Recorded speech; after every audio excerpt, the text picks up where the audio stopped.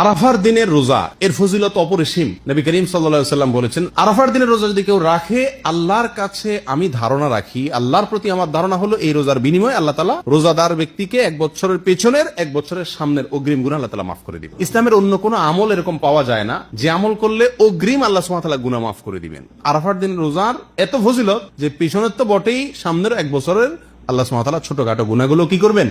মাফ করে দিবেন। অতএব আরাফার দিনের রোজা আমাদের সকলের রাখা উচিত। কিন্তু এই রোজা রাখতে গিয়ে একটা বিভ্রান্তির মুখোমুখি আমরা হই, একটা প্রশ্নের মুখোমুখি আমরা হই। সেটা হলো যে আমরা আরাফাতের দিনের রোজাটা বাংলাদেশে মানুষেরা কোন দিনে রাখবো? আমরা কি 9 তারিখে রাখবো নাকি 8 তারিখে রাখবো? কারণ হাজী সাহেবরা আরাফাতে যেদিন অবস্থান করেন সেদিন আমাদের দেশে 8 তারিখ হয়। চাঁদের কি থাকে? 8 তারিখ থাকে। তো আমরা কি হাজী সাহেবরা আরাফাতের মধ্যে অবস্থান করছেন সেদিকে তাকায় 8 তারিখেই রাখবো, নাকি হাজী সাহেবরা সৌদি আরবে যেহেতু 9 তারিখে আরাফাতের ময়দানে অবস্থান করছেন, অতএব ওই 9 দিকে তাকে আমরা 9 তারিখে রাখবো? এটা নিয়ে একটা ধোঁয়াশা, একটা প্রশ্ন আমাদের ভেতরে কমবেশ আছে।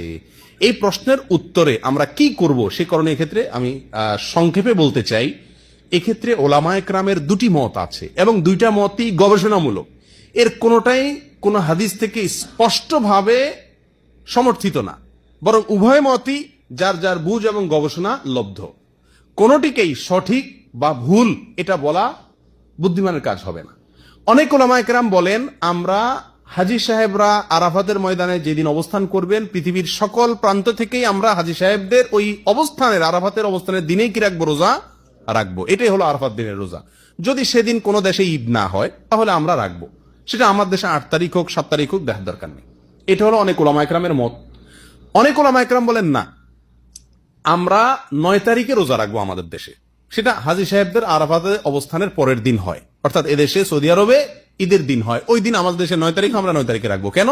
কারণ নবী করিম সাল্লাল্লাহু আলাইহি ওয়াসাল্লাম যে আরাফাতের দিনে রোজা রাখতে বলেছেন, আসলে 9 তারিখকে, জিলহজের 9 তারিখকে আরাফাতের দিন বলা হয়।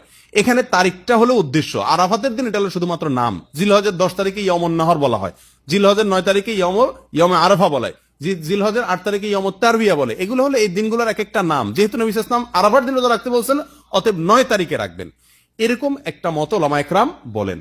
এখন আমরা কোন দিকে যাব? 8 তারিখে রাখবো নাকি 9 তারিখে রাখবো? আমি বলি, যেহেতু কোনো মতের পক্ষেই সুস্পষ্ট কোনো হাদিস নাই, অতএব আমাদের জন্য সবচেয়ে যুক্তিসঙ্গত হলো দোনো দিন রাখা, 8 তারিখে এবং 9 তারিখে রাখা। কারণ জিলহজের 1 থেকে 9 তারিখ পর্যন্ত এর প্রত্যেকটা দিনই আমাদের কমবেশ রোজা রাখার চেষ্টা করা উচিত।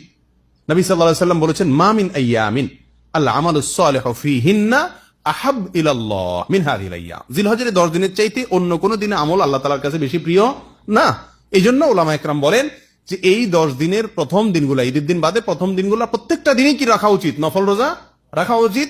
তবে বিশেষভাবে হাদিসে নির্দেশ হলো কিসে? আরাফাতের দিন রাখার জন্য। অতএব আমরা যদি 8-9, আমাদের দেশের লোকেরা 8-9 উভয় দিন আমরা রোজা রাখি জিলহজের, তাহলে সেক্ষেত্রে সন্দেহাতীত ভাবে আরাফাতের দিনের রোজা রাখা আমার হয়ে যাবে। অতএব এই 8-9 উভয় দিন রাখাই আমাদের জন্য সবচেয়ে উত্তম এবং বেস্ট। আল্লাহ তাআলা আমাদেরকে আমলের তৌফিক দান করুন।